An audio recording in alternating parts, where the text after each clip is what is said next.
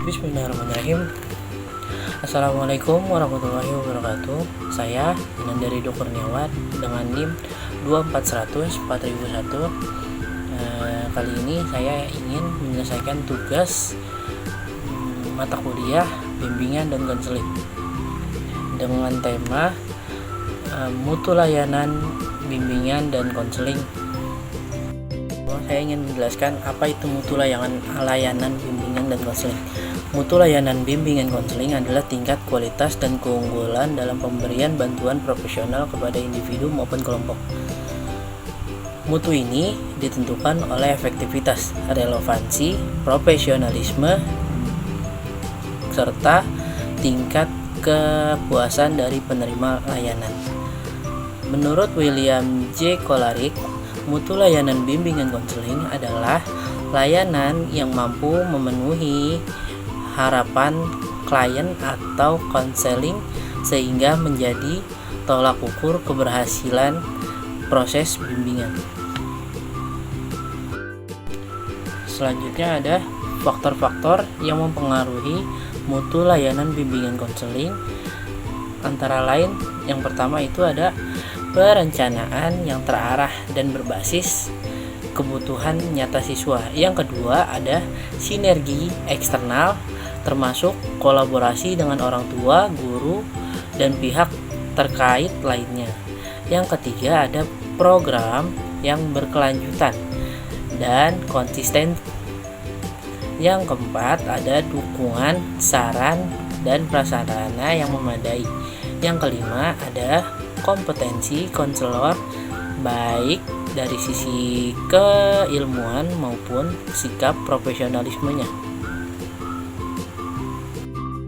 Selanjutnya kita masuk ke dalam komponen layanan bimbingan dan konseling berdasarkan Permendikbud nomor 111 tahun 2014. Yang pertama ada layanan dasar, yaitu untuk seluruh siswa dalam pengembangan diri dan sosial.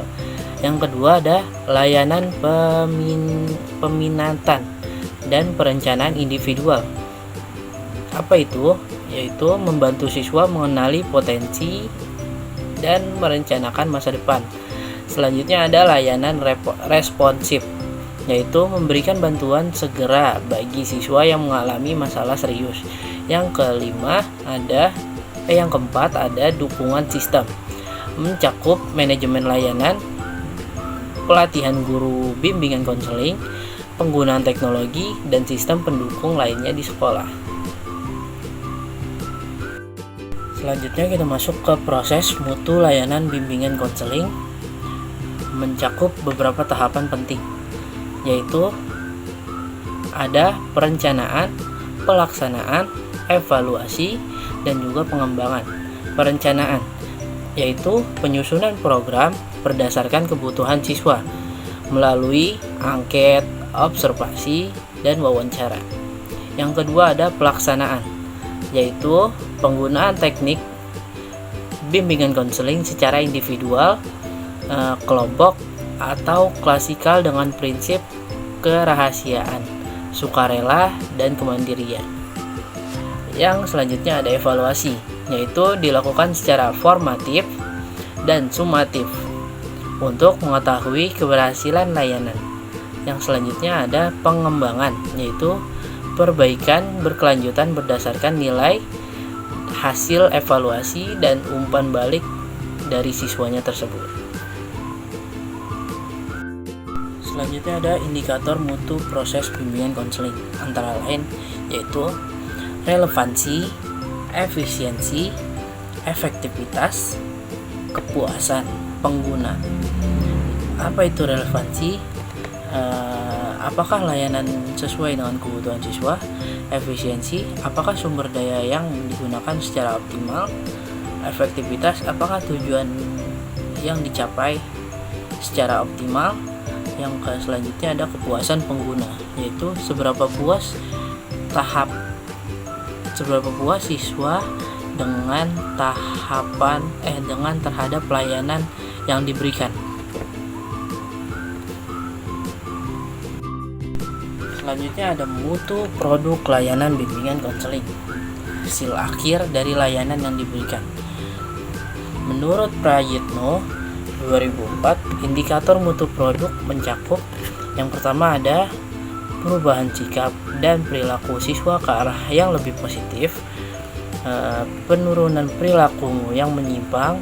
Yang ketiga ada peningkatan kemampuan memecahkan masalah. Yang keempat, tumbuhnya kemandirian dalam mengambil keputusan. Yang kelima ada peningkatan prestasi belajar. Evaluasi hasil layanan bisa dilakukan melalui portofolio siswa, angket atau Google Form, observasi langsung, wawancara, dan studi kasus.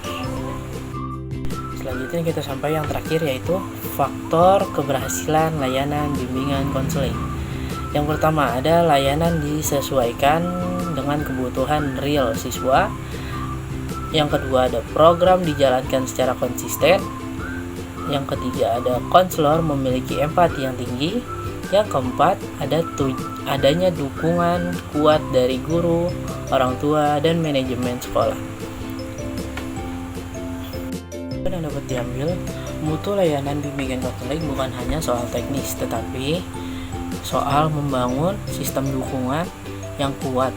Dukungan ini dapat mencegah atau mengurangi gangguan psikologis serta mendorong kesejahteraan peserta didik yang menyeluruh. Cukup sekian, kurang lebihnya mohon maaf. Assalamualaikum warahmatullahi wabarakatuh.